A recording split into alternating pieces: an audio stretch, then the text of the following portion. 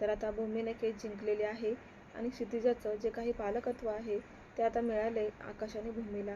त्यामुळे घरात वेगळाच आनंद आहे. त्यात आता मानसी आणि अथर्व दोघांनीही असं ठरवलंय की मानसी त्या दोघांनी असं ठरवलंय की जेव्हा भूमी बाळाला घेऊन आतमध्ये येईल त्याच वेळेला आपण गाण्यांचा आवाज चढवायचा आणि पौर्णिमा आणि रागिणीला त्यांची जागा दाखवून द्यायची. आणि म्हणूनच त्यांनी असं घरात डेकोरेशन केलेलं असतं की जेव्हा आपण बाळाचं स्वागत करू तेव्हा बाळाला आपण इथे आणायचं आणि इथे फोटोशूट करायचं.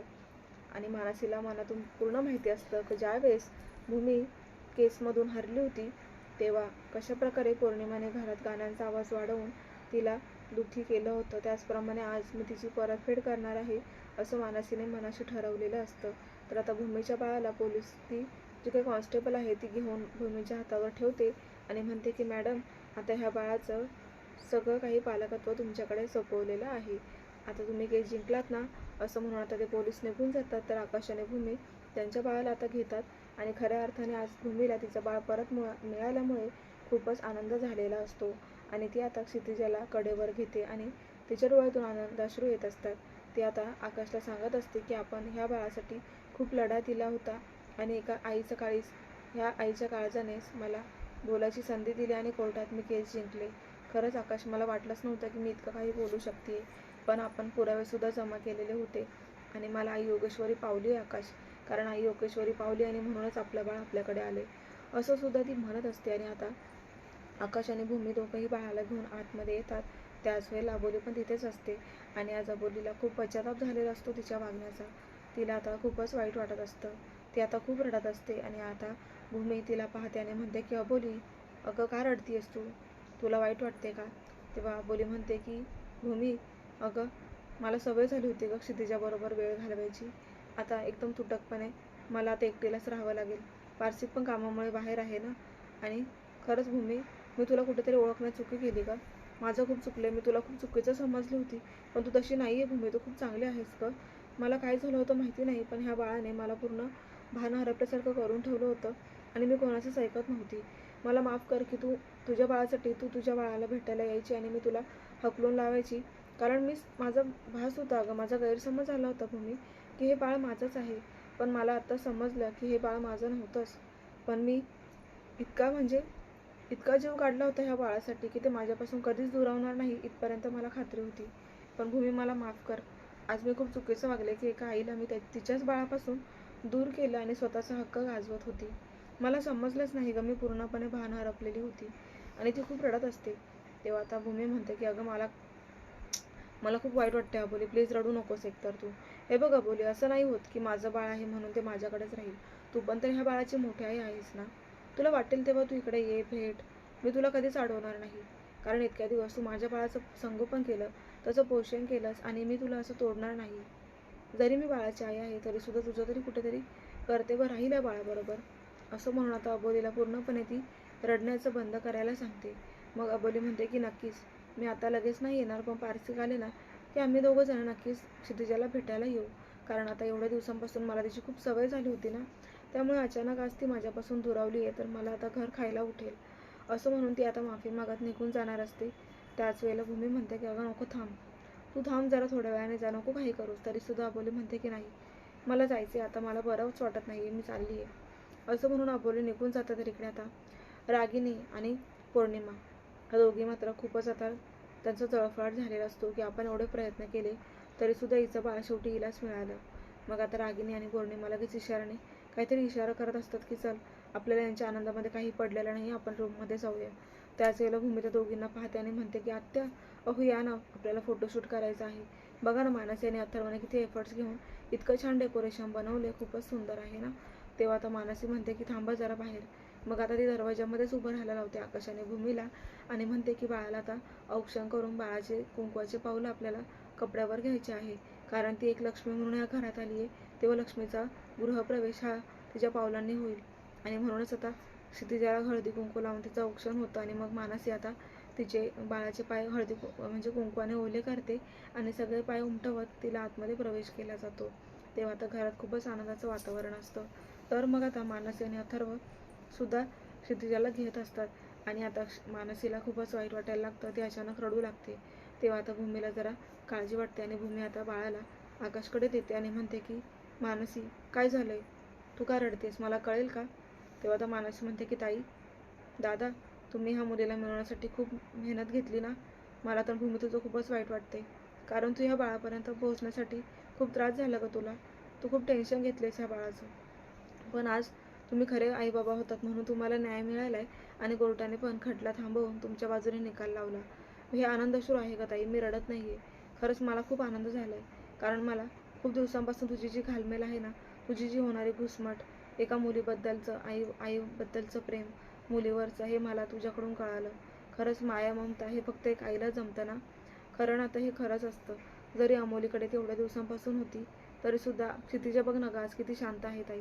याच्यावरून हे लक्षात घे ना की बाळाला पण आपला स्पर्श हवा असतो. आईची ऊब बाळाला हवी असते. आज बघ ना, ते रडतही नाही आणि काहीच नाही. तेव्हा आता भूमीला पण खूपच असं दाटून येतं आणि भूमी आता क्षितिजाला घेते आणि इकडे देवासमोर उभी राहते, आई योगेश्वरी समोर, आणि म्हणू लागते की आई योगेश्वरी, आज तू मला पावलीस. आज तू मला एवढ्या संकटांमधून बाहेर काढलंस. आज माझी मुलगी माझ्या हातात आहे. तेव्हा आता तिला आम्ही सगळं सुख देणार आहोत. फक्त आता मी तिच्यासाठी आयुष्य मागत आहे. आता परत काही संकट येऊ देऊ नको, असं योगेश्वरीला भूमी सांगत असते. आणि इकडे आता ह्या पाहणाऱ्यांचा जळफळाट होत असतो, रागिनी आणि पौर्णिमाचा. तेव्हा आता पौर्णिमा विचार करते की यांच्या आनंदावर मी आता विरजण टाकणार. यांच्या गोड दुधामध्ये मीठ कसं मिसळायचं ते मला चांगल्या प्रकारे समजतं, असं म्हणून ती किचनमध्ये जाते. किचनमध्ये भूमीने क्षितिजाचं आज वेलकम करायचं असतं म्हणून छान असा वेलकमचा केक बनवून आणलेला असतो. आणि आता पौर्णिमा तो केक बाहेर काढते आणि आता विचार करते की आपण दुसरा केक इथे ठेवून देऊया. तिने खूपच हॉरिबल असा केक आणलेला असतो भूमीने, पौर्णिमाने. आणि पौर्णिमाने एकदम असा भूताचा टाईपचा केक आणलेला असतो आणि तो आता ती फ्रीजमधून काढते आणि विचार करते की आता हे दोन्हीचे केक आहेत ना, म्हणजे भूमीने आणलेला केक तो मी भाजीपाल्याच्या आडमध्ये लपवून ठेवते आणि बाहेरून माझा केक ठेवते. म्हणजे मानसी जेव्हा केक घ्यायला येईल ना, तेव्हा ती हाच हातामध्ये केक घेऊन जाईल आणि तिथे तिथे आकाश आणि भूमीसमोर ओपन करेल. तेव्हा हा हॉरिबल केक पाहून त्यांना कसा धक्का बसेल ना, हेच मला पाहायचे.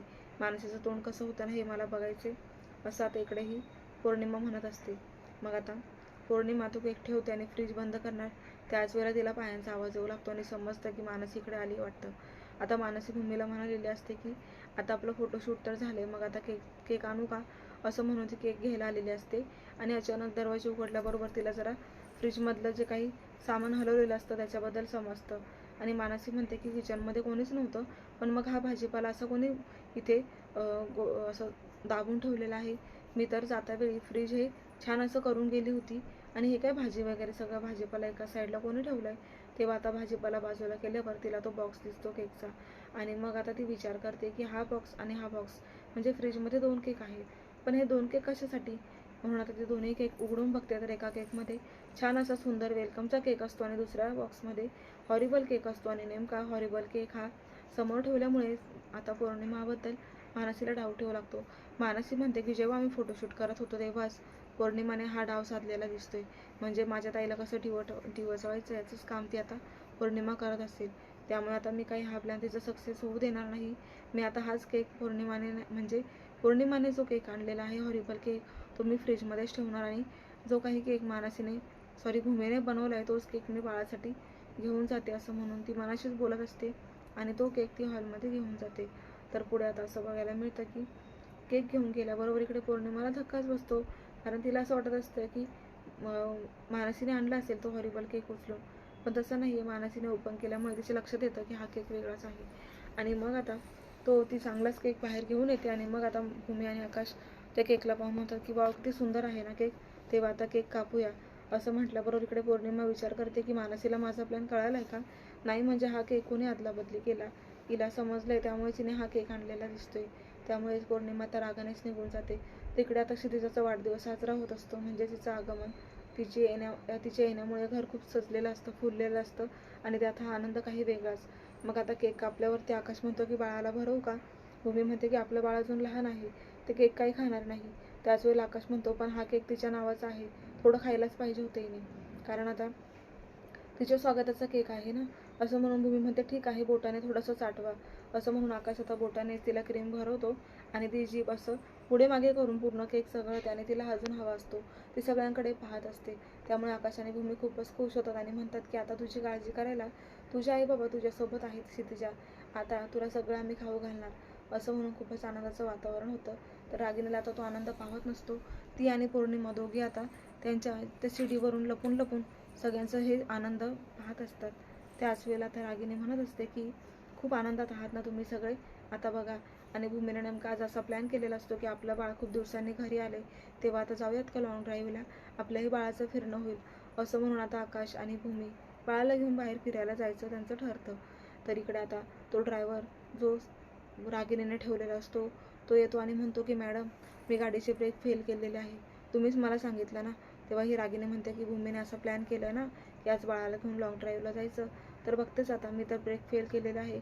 तेव्हा 8 वर्षांअगोदर असाच आकाशच्या आईवडिलांचा मी जीव घेतला होता. त्यांना असं मी मारून टाकलं होतं. तेव्हा आकाश आणि भूमीला संपवण्याचा प्लॅन रागिणीने केला कारण तिला आता असं वाटते की रागिणी पौर्णिमा खूपच हुशार आहे आणि ती माझा प्लॅन काही सक्सेस होऊ देणार नाही असं आता पूर्णपणे रागिणीला वाटत असतं. आणि त्यामुळे त्यांचा काटा काढायचा, त्यांना कायमचं आयुष्यातून संपवायचं, म्हणजे मला पुढे त्रास नको असं रागिणी मनाशी बोलते. आणि आता त्याच गाडीमध्ये आकाश आणि भूमी बाळाला घेऊन बसतात आणि गाडी स्टार्ट होते. तर प्रेक्षकांना आता ते फिरायला चाललेले आहे आणि त्या माणसाने गाडीचा ब्रेक पण फेल केलेला आहे. तेव्हा आता रागिणीचा प्लॅन सक्सेस होईल की आकाश आणि भूमी त्या गुंडावर मात करून सुखरूप घरी येतील, हेच आपल्याला पाहायचे उद्याच्या भागात. पण त्या अगोदर तुम्हाला आजचा भाग कसा वाटला कमेंट करून नक्की कळवा आणि पाहायला विसरू नका शुभविवाह. अशाच डेली अपडेटसाठी चॅनलला सबस्क्राईब करून नोटिफिकेशनच्या बेल आयकॉनवर क्लिक करा, म्हणजे रोजचे अपडेट्स तुम्हाला वेळेवर पाहायला मिळतील. भेटूया उद्याच्या भागात. धन्यवाद.